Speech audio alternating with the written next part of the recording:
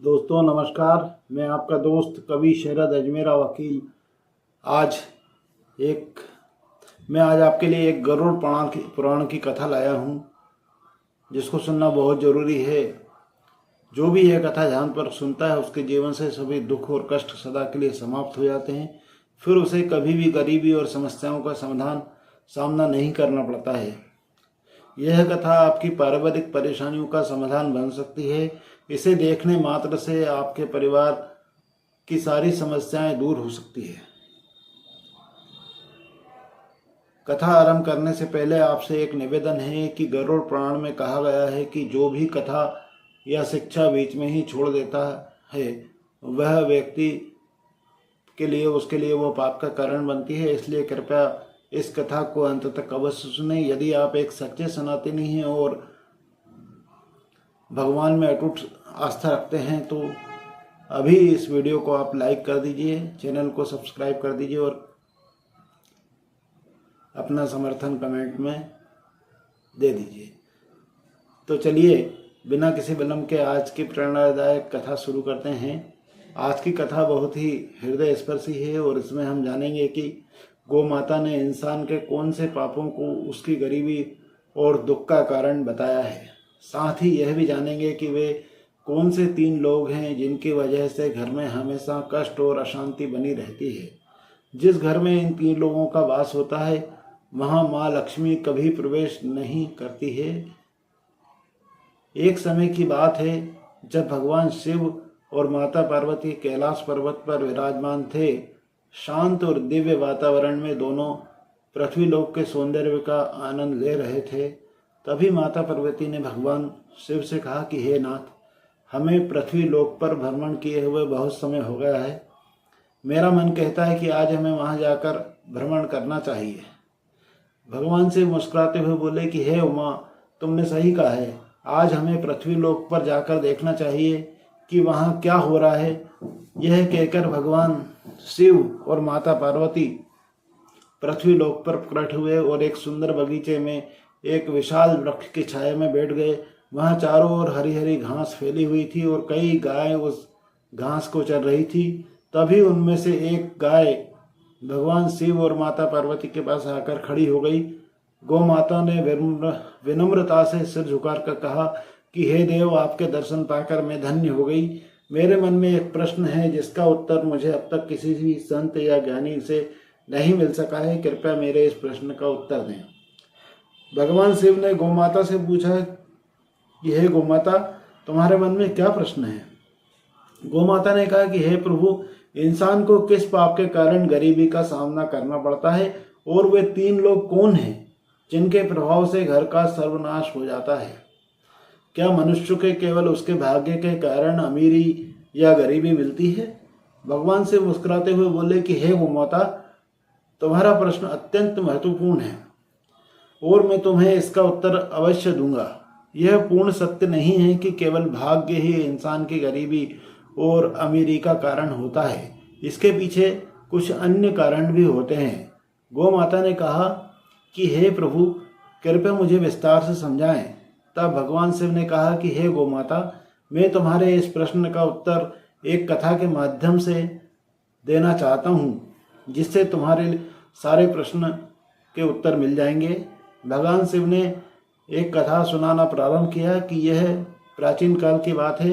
अवंतीपुर नामक एक नगर था। वहाँ एक परोपकारी और विनम्र स्वभाव वाला व्यापारी रहता था। उसके 2 बेटे थे जो अपने पिता की तरह ईमानदार और दयालु थे। व्यापारी अपने दोनों बेटों के साथ परिवार में सुख और शांति से जीवन व्यतीत कर रहा था। व्यापारी ने अपने दोनों बेटों का विवाह धूमधाम से कर दिया और उसकी दोनों बहुएं बेहद समर्पित और घर के सभी कार्यों को मिलजुल कर पूरे उत्साह के साथ करती थी। व्यापारी की छोटी बहू घर में आई तो ऐसा लगा जैसे उनके घर में स्वयं माता लक्ष्मी ने प्रवेश कर दिया हो। उसके आने के बाद व्यापारी के व्यापार में 2 गुना लाभ होने लगा और उनके घर में बहुत तरक्की होने लगी। कभी धन या अन्न की कमी नहीं होती थी। घर का वातावरण अत्यंत शांतिपूर्ण और सौहार्दपूर्ण था। व्यापारी के दोनों पुत्र मिलजुल कर रहते थे और दोनों बहुएं भी आपस में बड़े प्रेम भाव से रहती थी। घर का हर कार्य करने से पहले सभी परिवारजन मिलकर सलाह मशवरा कर लेते थे और फिर कार्य को मिलकर करते थे।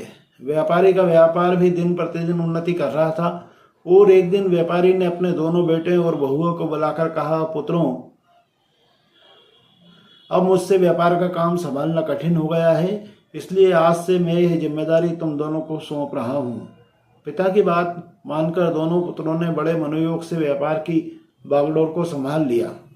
व्यापारी को यह देखकर संतोष होता था कि उसका परिवार प्रेम और सद्भाव से रह रहा है। उसके दोनों बेटे व्यापार में निपुणता दिखा रहे थे और दोनों बहुएं भी घर में सुख और शांति बनाए हुए थी। यह सब देखकर व्यापारी निश्चिंत होकर चैन की नींद सोता था। लेकिन दोस्तों, व्यापारी के सुखमय जीवन को देखकर नगर के अन्य लोग उनसे ईर्ष्या करने लगे थे। वे सोचते थे कि व्यापारी का जीवन इतना आरामदायक और सुखद है, व्यापार दिन ब दिन बढ़ रहा है और उसके परिवार में कोई क्लेश, झगड़ा या परेशानी नहीं है। यह देखकर नगरवासियों के मन में जलन होने लगी थी। भगवान शिव ने गोमाता से कहा कि हे गोमाता, जैसे एक बड़ी मछली तालाब में छोटी मछलियों को फलते फूलते देखकर भयभीत होकर उन्हें निगलने की कोशिश करती है, ऐसे ही मनुष्य दूसरों की प्रगति देखकर उन्हें भी पीछे खींचने का प्रयास करता है। इंसान अपनी सफलता से जितना प्रसन्न नहीं होता है, उससे अधिक दूसरों की तरक्की देखकर बेचैन हो जाता है।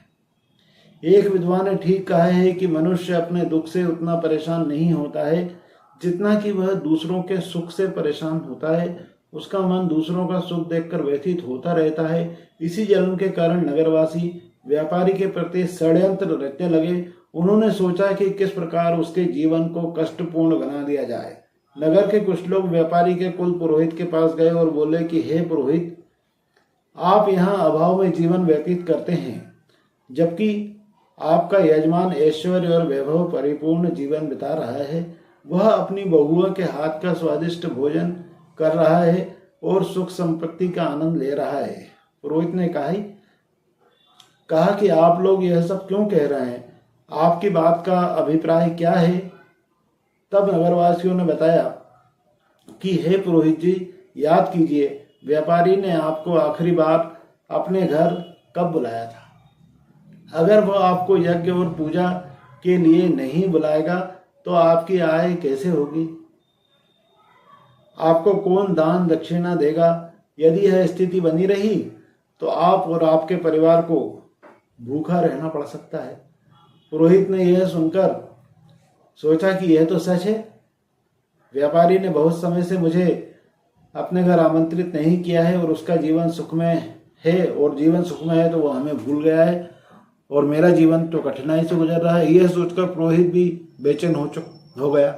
नगरवासियों ने पुरोहित से कहा कि अगर आप चाहते हैं कि आपका जीवन सुखमय बने और आपको दान दक्षिणा मिले तो आपको ऐसा उपाय करना चाहिए जिससे कि आपके यजमान के घर में कुछ कठिनाइयाँ, कुछ क्लेश, कुछ परेशानियाँ आ जाए। जब उसके घर में अशांति होगी तभी वो आपसे समाधान मांगने आएगा और आपको हवन पूजा के लिए बुलाएगा और आपको दान दक्षिणा मिलेगा। इतना कहकर नगरवासी पुरोहित को भड़काकर अपने अपने घर चले गए। नगरवासियों के बात से प्रभावित होकर वह पुरोहित चिंता में डूब गया और सोचने लगा कि अब मैं ऐसा क्या उपाय करूं जिससे कि व्यापारी के घर में कलह और उसके व्यापार में हानि होने लगे। तभी वह पुरोहित अपने गुरु के पास सलाह लेने के लिए गया और उनसे कहा कि हे गुरुदेव, कृपया मेरी सहायता करें। यदि आप मेरी मदद नहीं करेंगे तो मेरा परिवार भूखों मर जाएगा। जैसे एक मछली का जीवन तालाब के पानी पर निर्भर करता है, वैसे ही पुरोहितों और पंडितों का जीवन उनके यजमान पर आधारित होता है। यदि यजमान के घर कोई समस्या नहीं और होगी और वे हमें पूजा पाठ के लिए नहीं बुलाएंगे तो हम हमारा गुजारा कैसे करेंगे? हम धन कैसे अर्जित करेंगे? गुरु ने उसकी समस्या सुनकर कहा कि हे शिष्य, चिंता मत करो, मुझे बताओ कि तुम्हारी समस्या क्या है, मैं अवश्य इसका समाधान करूंगा। पुरोहित ने उत्तर दिया कि हे गुरुदेव, मैं चाहता हूं कि व्यापारी के जीवन में कुछ उथल पुथल आ जाए, उसके घर में कलह हो और व्यापार में हानि हो, तभी तो वह मुझे घर में पूजा पाठ के लिए बुलाएगा। गुरु ने ध्यानपूर्वक सुनकर कहा कि हे शिष्य, व्यापारी के सुखद जीवन का मुख्य कारण उसकी छोटी बहू है। वह भगवान विष्णु और माता लक्ष्मी की नित्य पूजा करती है, जिसके कारण उनके घर पर दिव्य कृपा बरसती हुई। जब से बहू इस घर में आई है, तब से व्यापारी का जीवन धन्य धान से भरपूर और सुखमय हो गया है। ऐसी धार्मिक और गुणवान स्त्री जिस घर में होती है, वहाँ कभी अभाव नहीं होता है। यह सुनकर पुरोहित ने कहा कि हे गुरुदेव, यदि ऐसा है तो क्या कोई उपाय है जिससे व्यापारी के घर में अशांति और व्यापार में हानि हो सके? गुरु ने कहा, तुम चिंता मत करो, तुम्हें बस एक सरल उपाय करना है। व्यापारी के घर जाओ और उससे एक पीतल का लोटा मांग लो। उस लोटे को अपने घर ले जाकर रख देना। जब तुम ऐसा करोगे तो कुछ ही समय में व्यापारी के व्यापार में हानि होने लगेगी और उसके बाद घर में कलह शुरू हो जाएगी। उसके बेटे आपस में झगड़ने लगेंगे और उसके जीवन में कष्ट बढ़ जाएंगे। तब वह तुम्हें अपने घर पूजा पाठ हवन आदि के लिए बुलाएगा। गुरु की सलाह सुनने के बाद पुरोहित ने उनका धन्यवाद किया और अपने घर लौट आया। अगले दिन सुबह स्नान करने के बाद वह व्यापारी के घर पहुंचा। व्यापारी उस समय आराम कर रहा था। पुरोहित की आवाज़ सुनकर वह बाहर आया और अपने कुल पुरोहित को देखकर अत्यंत प्रसन्न हुआ और उसने उनका स्वागत किया और कहा कि आइए पुरोहित जी, इतने दिनों बाद आपके दर्शन हुए हैं, सब कुशल मंगल तो है? पुरोहित ने जवाब दिया कि सब ठीक है, बस इधर से गुजर रहा था तो सोचा कि आपसे मिलता चलूं। फिर वह अपनी मीठी मीठी बातों में व्यापारी को फंसाने लगा। कुछ देर बाद उसने कहा कि सेठ जी, मुझे थोड़ा सा पानी दीजिए। सेठ जी ने पानी लाने के लिए जाने लगा, तभी पुरोहित ने कहा कि पानी पीतल के लोटे में लाइएगा। व्यापारी मुस्कुराते हुए बोला, जैसा आप कहें पुरोहित जी। इतना कहकर व्यापारी अंदर चले गया। इधर उसकी छोटी बहू, जो अत्यंत चतुर और समझदार थी, वास्तुशास्त्र का थोड़ा ज्ञान भी रखती थी, जब उसने देखा कि व्यापारी पीतल का लोटा लेकर जा रहा है तो तुरंत उसके पास आई और कहा, पिताजी, यह लोटा थोड़ी देर के लिए मुझे दे दीजिए, मैं इसे जल्दी ही लौटा दूंगी। सेठ जी ने सहर्ष लोटा उसे दे दिया। छोटी बहू ने उस लोटे का पानी निकालकर अपनी गौ माता को पिला दिया और फिर उसमें नया पानी भरकर लोटा वापस ससुर जी को दे दिया। सेठ जी ने पानी पुरोहित को दिया। पानी पीने के बाद पुरोहित ने कहा, सेठ जी, यह पीतल का लोटा बहुत सुंदर है, क्या आप इसे मुझे दे सकते हैं? सेठ जी ने हंसते हुए कहा, पुरोहित जी, यह तो बहुत छोटी बात है, आप इसे अपने साथ ले जाइए। पुरोहित मन ही मन बड़ा प्रसन्न हुआ और सोचने लगा कि आज मैंने व्यापारी के सुख चैन पर प्रहार कर दिया है, अब उसके घर की खुशियां समाप्त हो जाएगी।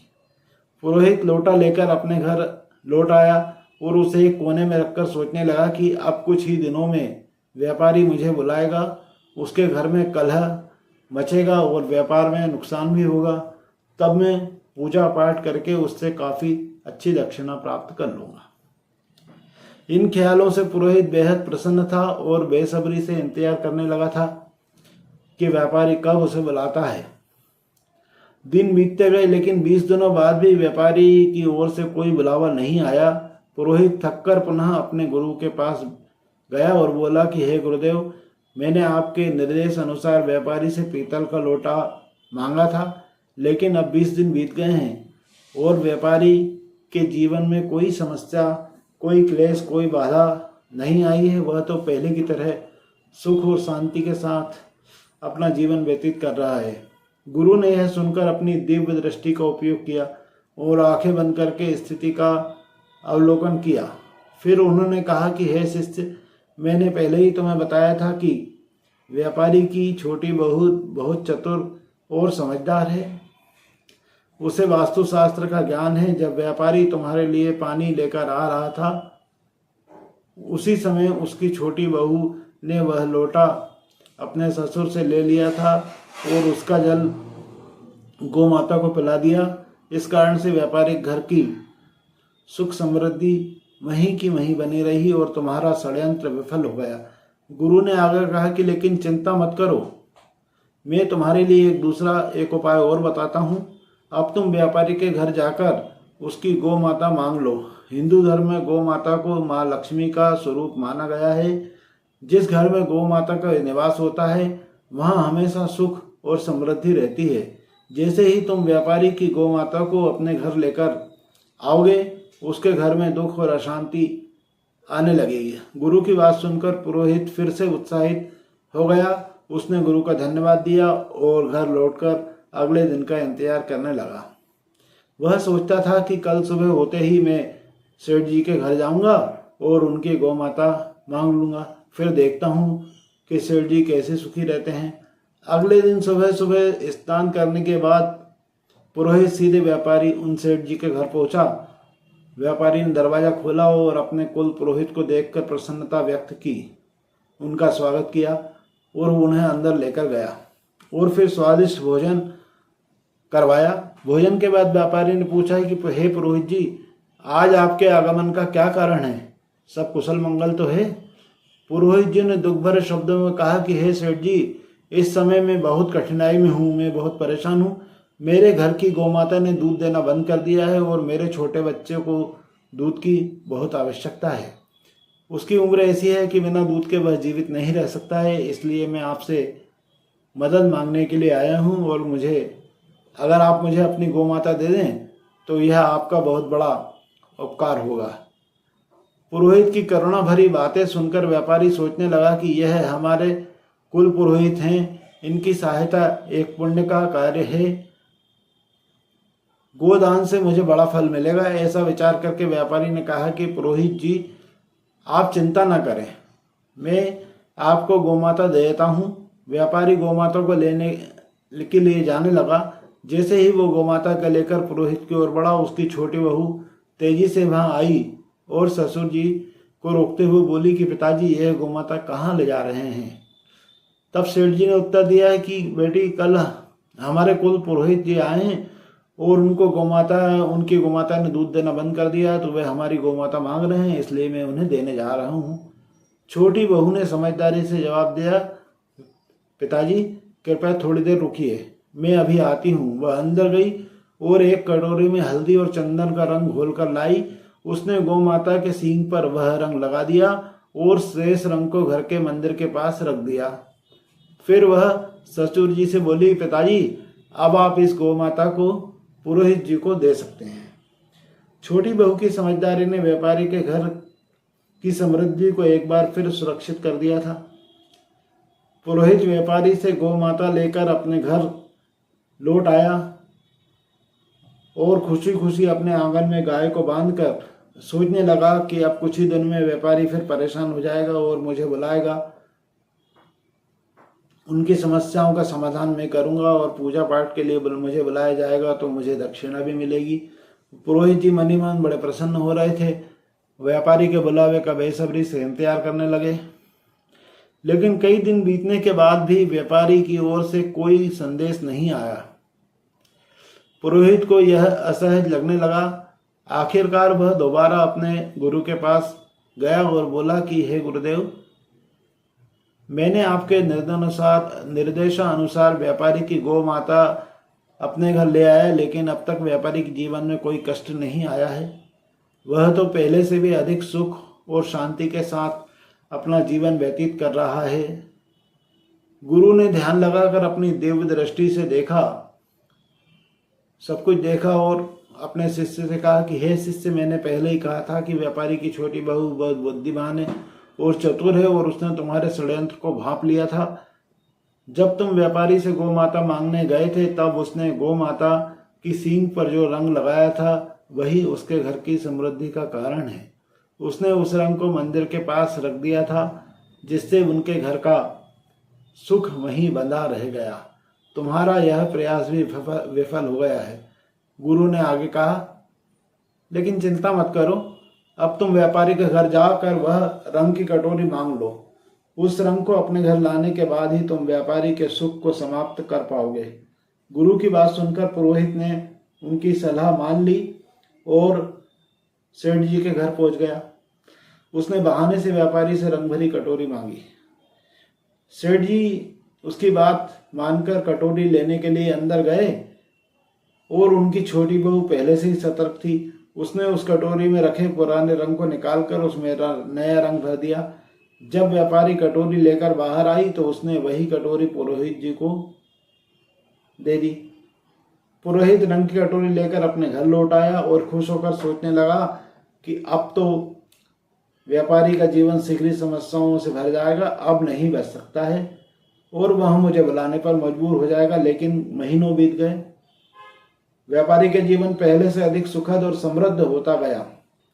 थक हार कर वह पुरोहित फिर से अपने गुरु के पास गया और फिर से वही बात कही कि गुरुदेव, मैंने आपके कहे अनुसार कटोरी भी व्यापारी घर से लाकर अपने घर में रख ली थी, पर उसका जीवन तो पहले से भी सुख समृद्धि से भरपूर हो गया है। अब मैं क्या करूं?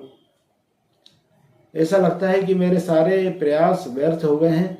गुरु ने अपनी दिव्य दृष्टि से फिर से देखा और कहा कि हे शिष्य, व्यापारी की छोटी बहू अत्यंत चतुर है और बहुत दूरदर्शी भी है।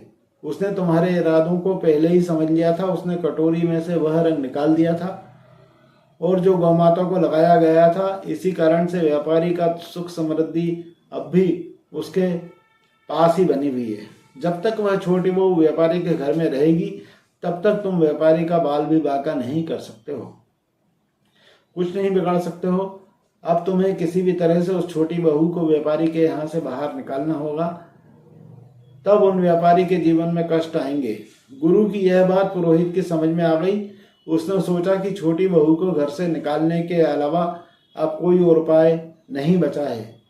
वह घर लौटकर व्यापारी के पास परिवार में फूट डालने और छोटी बहू को घर से बाहर निकालने की योजना बनाने लगा। अगले दिन पुरोहित चिंतित मुद्रा में व्यापारी के घर पहुंचा। सेठ जी ने इस अवस्था में देखा तो पूछा, हे पुरोहित जी, क्या बात है, आप इतने परेशान क्यों हैं? पुरोहित ने गंभीर स्वर में कहा कि हे सेठ जी, आपके घर पर बहुत बड़ा संकट मंडरा रहा है। यदि आपने जल्द ही इसका समाधान नहीं किया तो आपका सुखमय जीवन बर्बाद हो जाएगा। आपके बेटों को व्यापार में बड़ा नुकसान होगा और आपके परिवार पर विपत्ति का पहाड़ टूट पड़ेगा। व्यापारी यह सुनकर घबरा गया और चिंतित स्वर में बोला, पुरोहित जी, यह आप क्या कह रहे हैं? कृपया हमें इस संकट से बचने का कोई उपाय बताइए। आप हमारे कुल पुरोहित हैं, जो भी आप कहेंगे हम कर लेंगे, हम अवश्य करेंगे।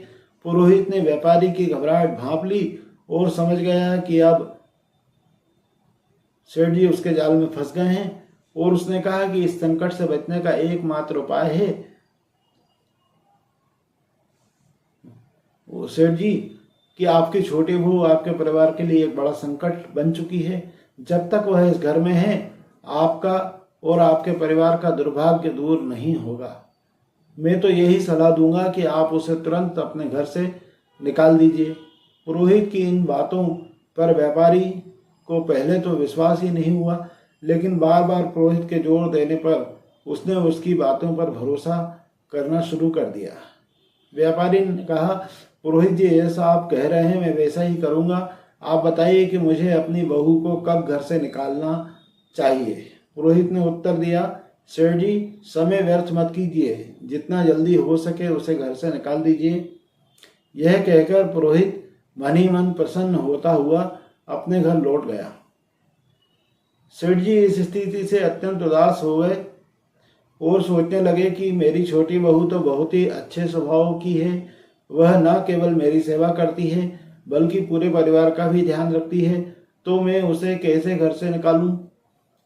लेकिन फिर वह विचार करने लगे कि यदि निर्णय को लेना ही होगा, क्योंकि मैं अपने परिवार को किसी विपत्ति में नहीं डाल सकता हूँ। यह सोचकर उन सेठ जी ने अपनी छोटी बहू के पास जाकर कहा, दुखी मन से कहा कि बहू, मुझे बहुत दुख है, लेकिन तुम्हें इस घर को आज ही छोड़ना होगा। तुम्हारे कारण हमारे परिवार पर बड़ी विपत्ति आने वाली है। पिताजी की यह बात सुनकर बहू स्तब्ध रह गई, लेकिन वह तुरंत समझ गई कि यह सब वह दुष्ट पुरोहित की साजिश है। उसने नम्रता से कहा, ठीक है पिताजी, यदि यही आपकी इच्छा है तो मैं इस घर को छोड़ देती हूँ। जब सेठ जी का छोटा बेटा यह सब देखता है तो वह भी गुस्से और दुख से भर जाता है। उसने अपने पिता से कहा कि पिताजी, यदि मेरी पत्नी को इस घर में जगह नहीं मिल सकती है तो मैं भी इस घर में नहीं रह सकता हूँ। मैं अपनी पत्नी के साथ चले जाऊंगा। और छोटा बेटा उसकी पत्नी घर छोड़कर शहर चले गए। वहां उन्होंने एक छोटे से किराए के मकान में रहना शुरू कर दिया। व्यापारी का छोटा बेटा अत्यंत मेहनती और ईमानदार था।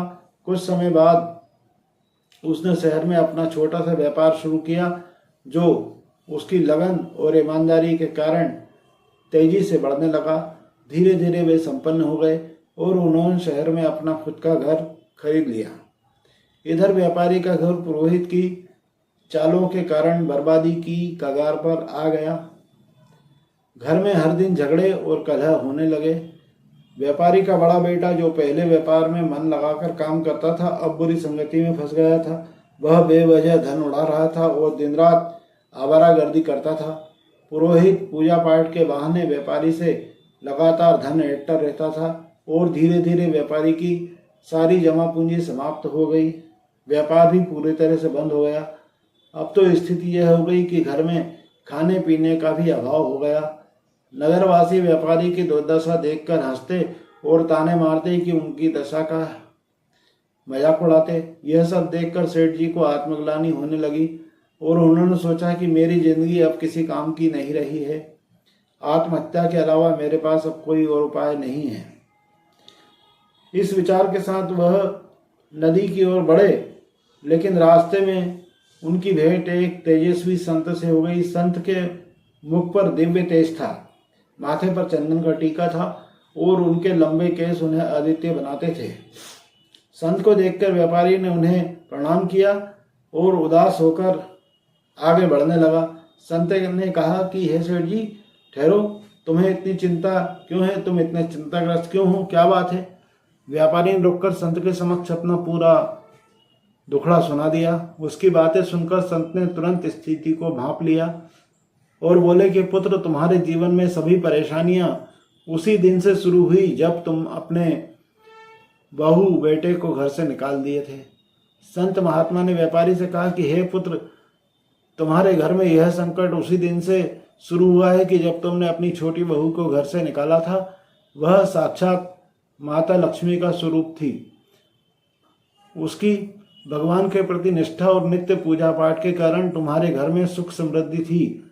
संत की बातें सुनकर व्यापारी को अपनी भूल का एहसास हुआ और वह तुरंत शहर गया और अपने छोटे बेटे के घर पहुंचकर अपनी बहू के समक्ष हाथ जोड़कर क्षमा मांगते हुए बोला, बहू, मुझे माफ कर दो। मैंने उस दुष्ट पुरोहित की बातों में आकर तुम्हें घर से निकाल दिया था, लेकिन सच्चाई यह है कि तुम हमारे परिवार की लक्ष्मी हो।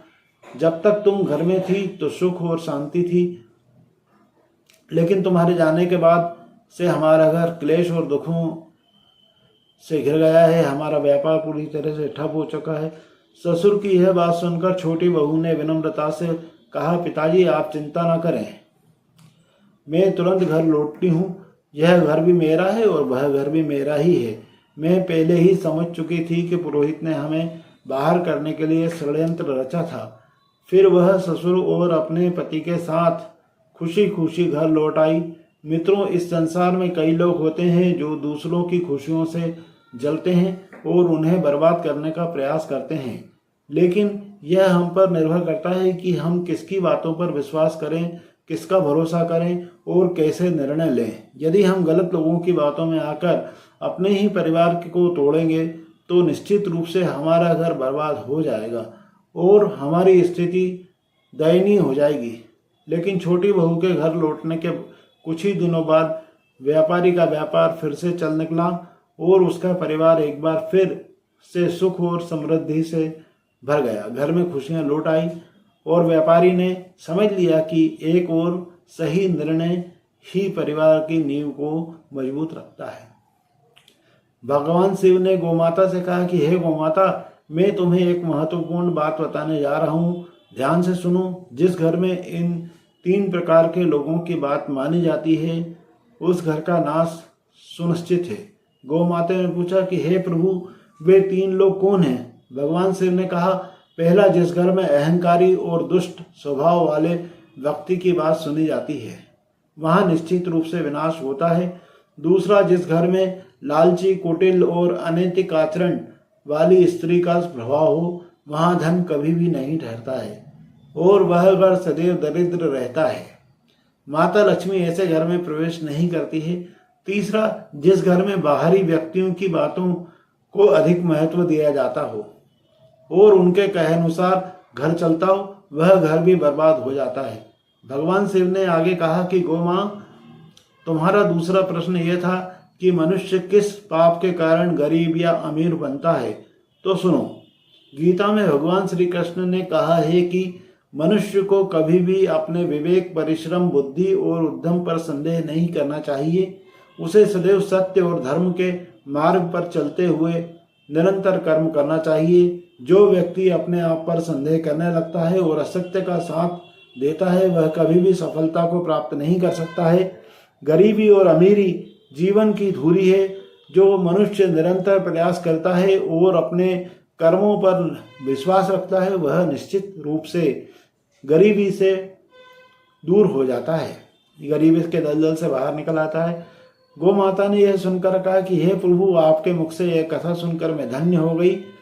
प्रिय भक्तों, यह कथा हमें सिखाती है कि सच्चाई, ईमानदारी और विवेक का अनुसरण करना ही जीवन की सच्ची सफलता का मार्ग है। इस कथा के बारे में आपकी क्या राय है?